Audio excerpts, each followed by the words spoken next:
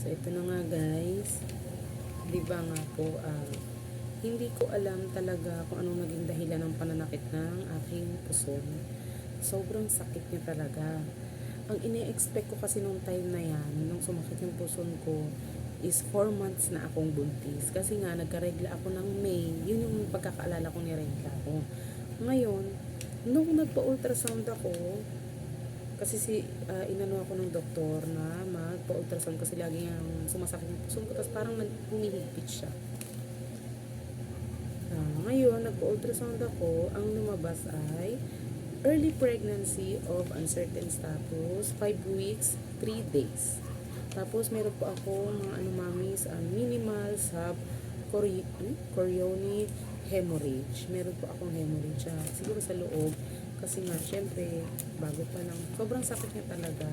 May times na pag maglalakad ka, para siyang umaalog, para siyang kunting hakbang mo lang, parang feeling mo.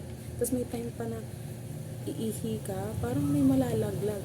Talagang delikado mami ngayon, mga mamis ngayon po, kailangan ko mag-bed rest kasi nga 5 weeks pregnant pa lang ako. So, ibig sabihin mga 1 month pa lang siya mahigit. Akala ko talaga 4 months pregnant ako. Tapos, hindi naman ako niregla, guys. Ano lang, spottings lang ako. Meron palang ganun. Meron palang nabubuntis pag spottings lang. Kaya, nagulat ako. Sabi ko sa asawa ko, buntis ako. Sabi ko, gusto ang tuwa nga kasi nga gusto na rin sana namin sundan yung panganay. Kasi 8 years old na. Kaya akala ko talaga, hindi na masusundan kasi nga may PCOS na ako. Tapos yun nga, tuwang-tuwa ako kasi nga, nasundan din, di ba? Pero yun, kailangan lang natin mag-doble ingat muna.